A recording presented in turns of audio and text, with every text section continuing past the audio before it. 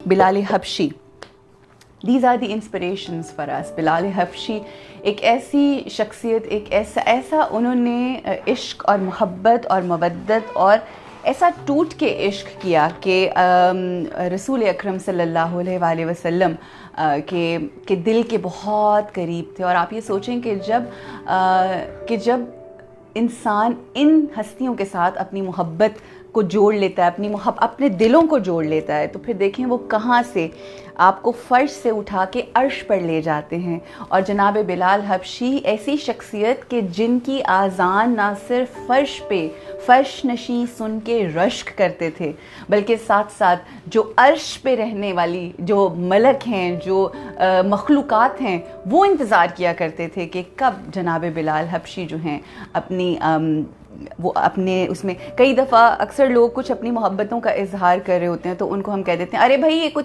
तरीका तो सीखो, तुम्हें तो गुफ्तगू करनी नहीं आती है, तुम क्या अल्फाज बयान करते हो। बट आप ये सोचिए कि बिलाल हबशी जो थे वो अशहदु अन ला इलाहा इल्लल्लाह, बिकॉज़ थोड़ा उनकी थोड़ा लुकनत थी आवाज़ में, बोलने में, तो अब वो करते थे, मगर अल्लाह को उनकी मुखलिसी जानते थे। क्या मैं कहती हूँ कि वो शख्सियत थी।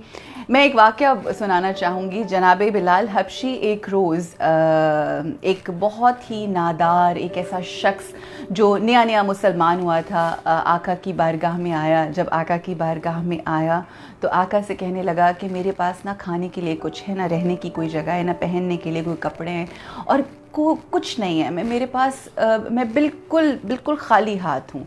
तो आका ने जब उस शख्स को देखा तो उस शख्स को कहा, बिलाल हबशी से कहा कि ए बिलाल, जाओ बाज़ार और इस शख्स को कोई कपड़े, कुछ खाने की चीज़ और रहने का सामान वगैरह लेकर दो। उस ज़माने में दीन इस्लाम जो था और जो वो वक्त था, बड़ा मुश्किल वक्त था, और उस वक्त मुसलमानों के हालात बहुत बुरे थे फाइनेंशियली बिलखुसूस।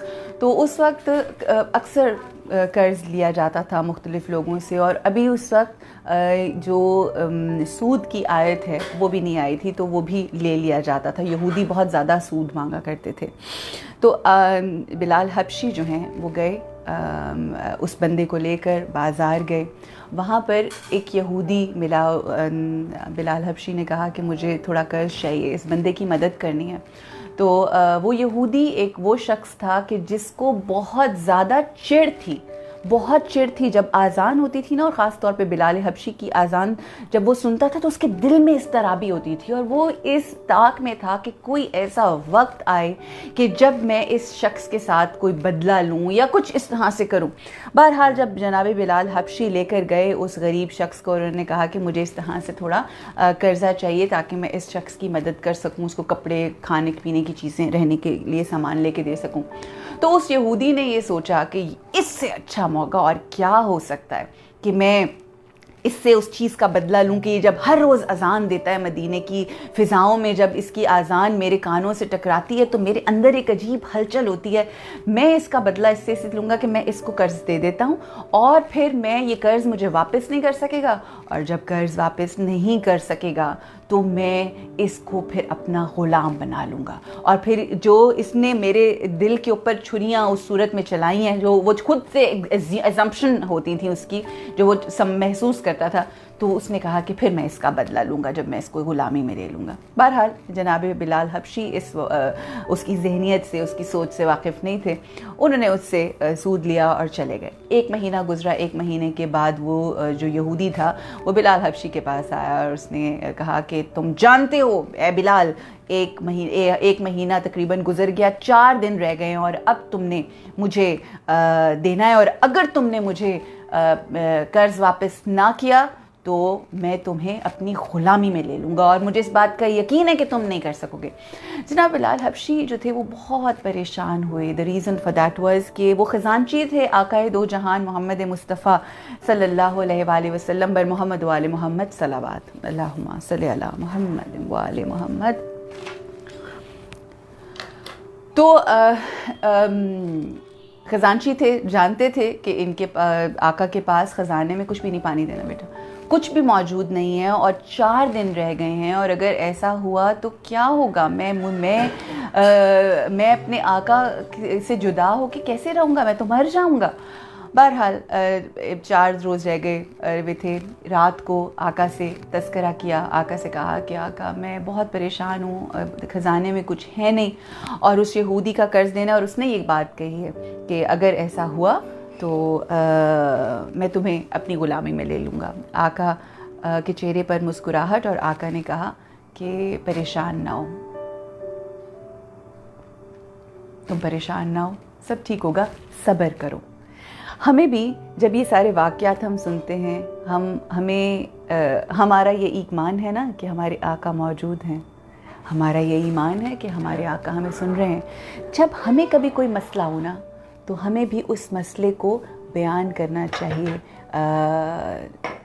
आका की बारगाह में। हमें बात करनी चाहिए आका। अगर ये हमारा यकीन और ईमान है कि आका हैं, तो फिर उनसे बात करें, अपने मसाइल का, अपने मसलों का उनको कहें, उनको बताएं कि आका ये मेरा मसला है, आका ये। तो वो हमें अगर उन्होंने अपने प्यारे को, कि जिनकी आवाज़ उनको बेहद पसंद थी, उनको क्या कहा? बिलाल सब्र करो। अगर हम उनसे कहेंगे तो वो भी हमें यही कहेंगे ना, सब्र करो। जब सब्र किया उन्होंने, अगले दिन सुबह बिलाल हबशी नमाज अज़ान देने के लिए जब जा रहे थे, तो आका ने कहा, बुलवाया जनाब बिलाल को, और जब जनाब बिलाल आए तो उन्होंने कहा, ये 4 ऊँट जो हैं इनके ऊपर गल्ला है, ये ले जाओ और जो तुम्हारा कर्ज़ है वो अदा करो। अच्छा, अब जनाब बिलाल हबशी को इस चीज़ का डर नहीं था कि मुझे उनकी गुलाम, ये चीज़ नहीं थी, मगर ये डर था कि जिनके चेहरे को देख देख के वो अपनी हर सांस लेते हैं, जिनसे इस कदर इश्क है उस ज़ात से जो कि महबूब किबरिया है, वो कैसे, उनसे जुदाई कैसे बर्दाश्त करेंगे?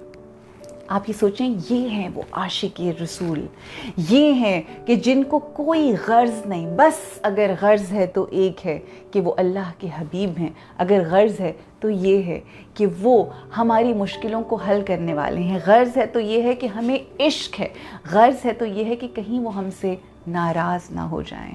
और जब आपको इस तरह की मोहब्बत हो जाती है ना, जब ऐसा इश्क, रूहानी इश्क हो जाता है, आकाए दो जहान जो हकीकी इश्क कहलाता है, जब ऐसा इश्क होता है, फिर आपका जी चाहता है कि हर लम्हा ऐसा गुजरे कि जिसमें वो राज़ी रहें। कोई ऐसा लम्हा ना आए, हमारी कोई फ्रेंड हो, हमारे कोई रिलेशनशिप हो, हम उसमें नहीं चाहते कि हम कुछ ऐसा करें। ऐसा होता है, फ़ोन के ऊपर कभी हम बात कर रहे होते हैं तो कोई शख्स आपसे अगर आप कुछ कहें, for example somebody is in love with you and you say something कि अच्छा भैया, now you are saying something like that this is not acceptable for me, तो the other person and you for that matter you say अच्छा तो तुम नाराज़ नहीं हो, I'm not going to say this and I'm not going to say that। होता है ना ऐसा, it happens।